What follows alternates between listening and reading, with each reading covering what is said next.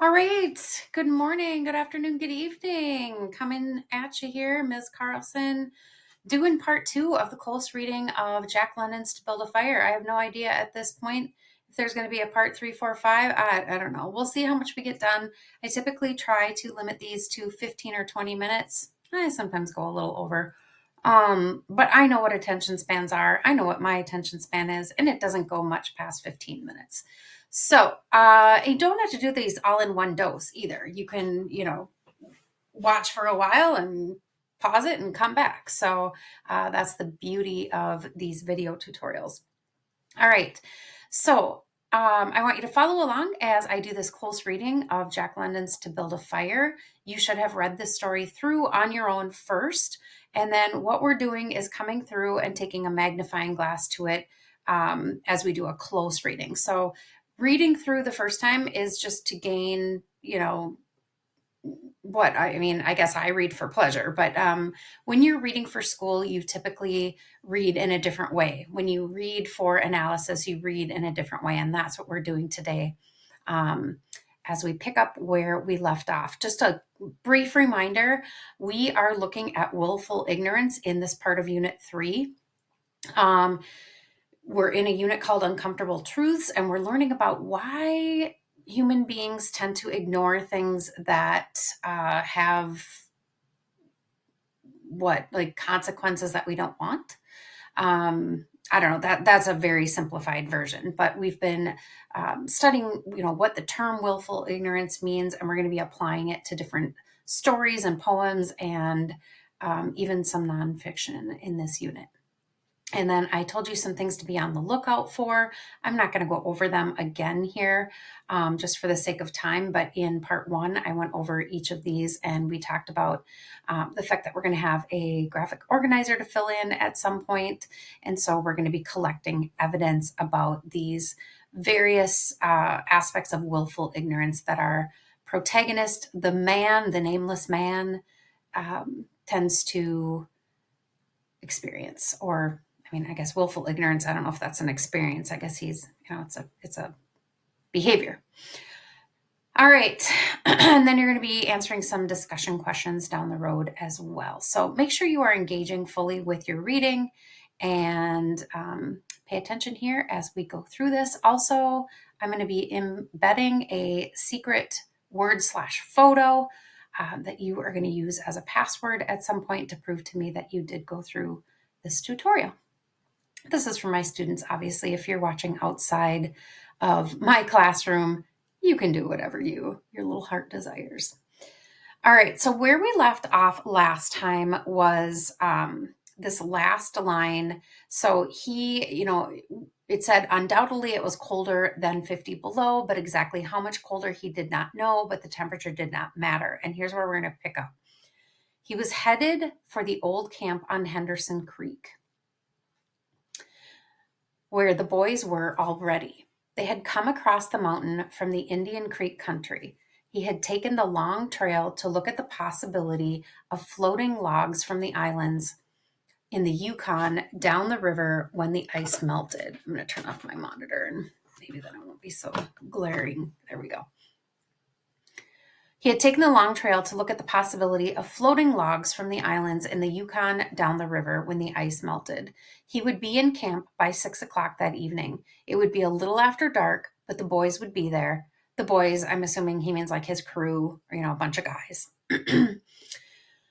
A fire would be burning and a hot supper would be ready. Oh, that sounds so nice. It is blowing and it's cold outside today here in northwestern Wisconsin. So the idea of, a fire burning and hot supper already sounds good to me. As he thought of lunch, he pressed his hand against the package under his jacket. It was also under his shirt, wrapped in a handkerchief, and lying for warmth against the naked skin. Otherwise, the bread would freeze. He smiled contentedly to himself as he thought of those pieces of bread, each of which enclosed a generous portion of cooked meat. Now, we have to kind of make an inference here that this is the only food he has with him. The author is pointing out to us that this is a very important detail, that he has this sandwich that he doesn't want to freeze, so he's got it close to his chest underneath his clothing. And the fact that he's looking forward to a hot supper a little after dark at 6 o'clock in the evening. So we can infer this sandwich is what he has for sustenance. He plunged among the big pine trees. The trail was not well marked here. Several inches of snow had fallen since the last sled had passed. I never even thought of this in my last video. I should have had an arrow so that you could help me, that you could follow along while we read. So I'm just going to add that now. And I'll just kind of keep moving that as I go. Hopefully it's not too irritating for anyone. All right, where did I leave off now? He plunged among the big pine trees. The trail was not well marked here. Several inches of snow had fallen since the last sled had passed. This is an interesting part. He was glad he was without a sled. Interesting detail. And, because I've read this story a few times, I think maybe that's why it pops out at me so much. But I want you to be thinking about the fact that it said he was glad he was without a sled. So what it says to me is that people coming through prior to him had sleds. Interesting. He does not. And not only does he not have a sled, he's glad he doesn't have one. Actually, he carried nothing, here we go, but the lunch wrapped in the handkerchief. So now we know for certain that's the only thing he has with him for sustenance. He was surprised, however, at the cold. This is the first time we're hearing that. It certainly was cold, he decided, as he rubbed his nose and face with his mittened hand. I'm just always assuming he's wearing like wool mittens. And when I think about like rubbing my face with a wool mitten, I think of it as kind of itchy, especially if it's like super cold out. I don't know. He had a good growth of hair on his face, but that did not protect his nose or the upper part of his face from the frosty air. All right, so he has a beard, he has a mustache, but it's saying here, the author is telling us it doesn't protect his nose or the upper part of his face from the frosty air. And here we have another character arriving. Following at the man's heels was a big native dog. It was a wolf dog, gray-coated and not noticeably different from its brother, the wild wolf. I picture this dog as a husky. The animal was worried by the great cold. Oh, all right. So the author is kind of thinking as the dog, the animal was worried. I mean, that's kind of an omniscient narrator, right? That knows that an animal is worried. But it's significant. The animal was worried by the great cold. It knew that this was no time for traveling. So you're saying the dog knows more than humans. Interesting. Its own feeling was closer to the truth than the man's judgment. Also important, and that's a detail that we're going to want to collect later. In reality, it was not merely colder than 50 below zero.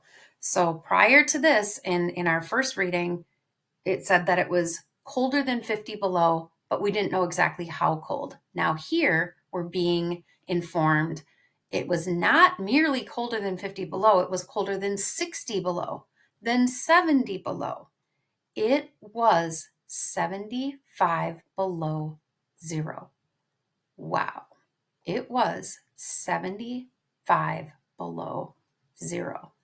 That is just something I can't even fathom. I've never, the coldest I've ever felt is, I think I mentioned in the other video, maybe 24 below air temperature, maybe 30 below with wind chill, which some people think that's even, inhumane. People that don't live in Wisconsin or Minnesota. Because the freezing point is 72 above, it meant that there were 107 degrees of frost. Now, I'm not exactly sure what that means, and I could maybe Google that because I don't really know the significance of 107 degrees of frost. The dog did not know anything about temperatures. Possibly in its brain, there was no understanding of a condition. I'm trying to grab that arrow. Possibly in its brain, there was no understanding of a condition of very cold, such as was in the man's brain. So the man understands very cold. Well, sort of. The animal doesn't read thermometers, right? It goes by what it feels. The animal sensed the danger. Its fear made it question eagerly every movement of the man, as if expecting him to go into camp or to seek shelter somewhere and build a fire. Dude, be serious. What are you doing walking around out here? My instinct as a dog tells me you should not be out here right now. The dog had learned about fire and it wanted fire. Otherwise, it would dig itself into the snow and find shelter from the cold air. So the dog wants nothing to do with this being outside where this man is. And the dog is just like confused. Why? Why are we out here? If it were me, I'd be by a fire. I don't have opposable thumbs. So I would dig myself into the snow and make sort of an igloo of sorts and find shelter from this cold, biting air. All right. So I highlighted a few things from that. I highlighted as I read too, but I also had kind of blown up parts of page 66 because I'm going to kind of have like a silly emoji here because he's packed a sandwich. Okay, that's good. I don't know. I don't know if that's enough. Well, I don't know. I also wanted to point out that he is it's pointing out what he's doing out in this part of the world, out in the Yukon territory. It says that he is looking at possibly doing some floating some logs from the islands. I don't know if that's like a hired job or if he plans on doing sort of like a self-employment kind of thing. I don't know. They don't really get into much detail, but we know it has something to do with, earning some money somehow. Floating logs, logging, the logging industry. There's lots of timber up in the Yukon territory. And then I also thought it was significant about he would be in camp by 6:00 that evening.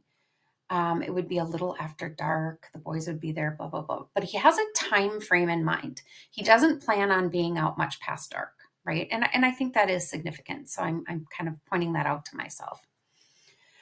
And then, again, I already pointed out to you that he was glad he was without a sled. Now, you can just infer that a sled would be pulling things on it that would necessities, right?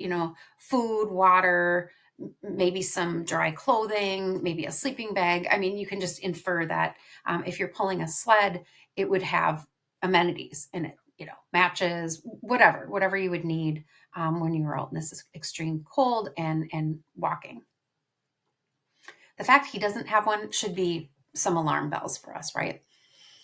And then I also grabbed a few things like, I already pointed out, like the animal was worried about the great cold. The dog is closer to the truth than the man's judgment. So we've got this like instincts versus knowledge thing going on. The man juxtaposed against the dog. That the dog doesn't know anything about temperatures, but it can sense danger. It's got instincts, right? And it works on instincts. Humans, we have instincts, but we tend to brush them away or push them away when it suits us. And here comes that theme that we've been talking about, that willful ignorance. We tend to think we can rationalize over instinct. And sometimes that's a positive, but sometimes it's a negative. And in this story, it's definitely a negative. The dog learned about fire and he wants fire. All right, so I made myself a little kind of T-chart here just to show you that I am kind of keeping track, literally and figuratively keeping track of some of these high points of the story. And then if you remember back in our graphic organizer, remember how the last thing that I was going to have us collect was how the dog relies on instinct. So we know if we come back to that, and maybe I should just put a little marker there. What was that, page 66? Yes, page 66. Maybe I'll just put a little marker there so that I'm not kind of trying to remember back when we get to that. I'm going to say page 66 is one place where I want to get some information. And I always annotate as I read so that when I go to fill things out like this, or I have a writing assignment or something, I have a set of notes with me because I've been annotating as I've been reading. And if it's a book that I'm going to keep, I often just do that right in the margins. But if I am, if it's a book that I can't return, or I have to return, or if it's, online like this reading is, then I just make separate notes, either in a Word document or by hand in a notebook. I almost always have a notebook and Post-it notes and things next to me as I read. All right, that was just a little sidebar. All right, what are we at here? 16. All right, I think I'm going to go for a couple more minutes here just to make good use of this recording. Okay, so we're going to continue on here. I'm going to grab that arrow that I had because it's kind of like my bouncing ball. I can let you know where I'm at when I'm reading. So here we are, page 67. And I gave you a copy of or I gave you the link to the text. I also gave you the link to an audio recording. If you want to just have the story read to you as you follow along, that's also a point. And for people who are not students of mine, I will try to remember to put the link under my description, the link for an audio book and a link for this text. All right, page 67. The frozen moistness of its breathing, the dog, the frozen moistness of its breathing had settled on its fur in a fine powder of frost. The hair on the man's face was similarly frosted, but more solidly. It took the form of ice and increased with every warm, moist breath from his mouth. Also, the man had tobacco in his mouth. The ice held his lips so tightly together that he could not empty the juice from his mouth. So typically when you're chewing tobacco, you tend to spit a lot, like you have a spit cup or you spit onto the ground or whatever. He couldn't even do that. It was so cold and there was so much ice formed on his beard and his lips that he couldn't spit. The result was a long piece of yellow ice hanging from his lips. So it's just kind of like dribbling out of his mouth, if you can picture it. If he fell down, it would break. Because remember, when he spit into the air before, it froze instantly in the air and cracked, right? So if he fell down, the icicle hanging there would break, right? Because like icicles are kind of like glass, right? They would break into pieces. He expected the ice formed by the tobacco juice, having been out twice before when it was very cold. So he's been out before when it's cold, but it's never been as cold as it is now. But it had not been as cold as this, he knew. So he is starting to understand that he is in some extreme cold like he has not experienced before. He continued through the level forest for several miles. Then he went down a bank to the frozen path of a small stream. This was Henderson Creek, and he knew he was 10 miles from where the stream divided. He looked at his watch. It was 10 o'clock. So previous to this, he must have looked at a map and did like some calculating to figure out like, okay, once I reach this creek, it's here on this map. It looks like it's called Henderson Creek.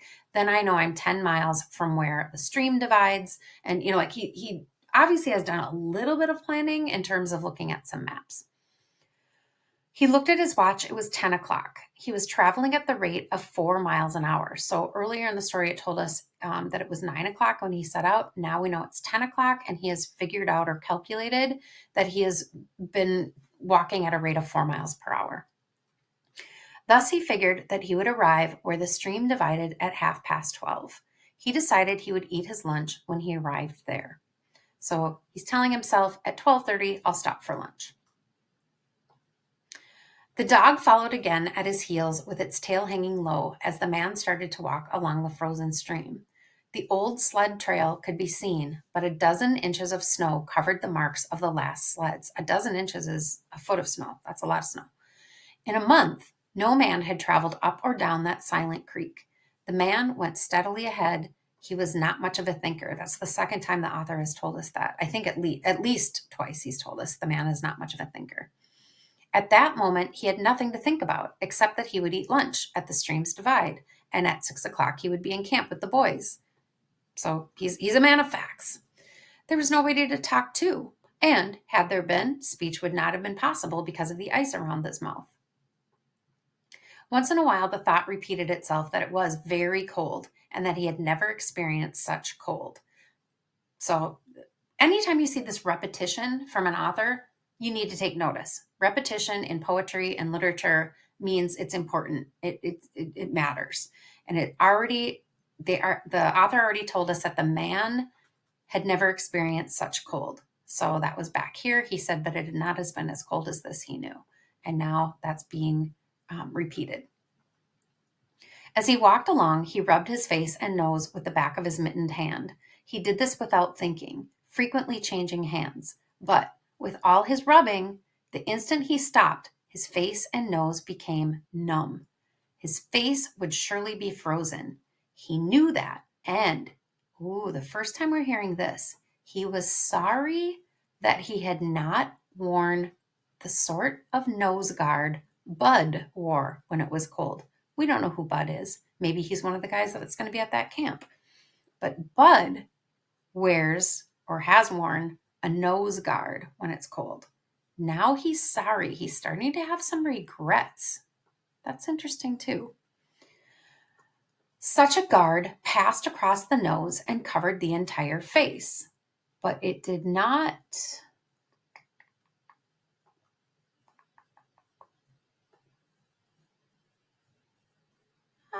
I can't find where that goes. I'm going to end here anyway. It is almost 22 minutes. It is now officially 22 minutes, and I said I wouldn't go over 20 minutes, so I've already broken my own rule. But this is kind of a good place to stop. We will pick up again at page 68 next time we meet. Until then, you are going to need a secret code, secret word, secret password, secret photo. And I have one here. I'm just trying to remember where I put it. Here we go. So your secret word is fire, F-I-R-E, and it's going to be, I can't find where I was. Here we go. It is going to be all caps, and you're going to need that for your password to your quiz. Fire in all caps, F-I-R-E, all caps. Until next time, enjoy. Thanks for being here. Talk to you soon.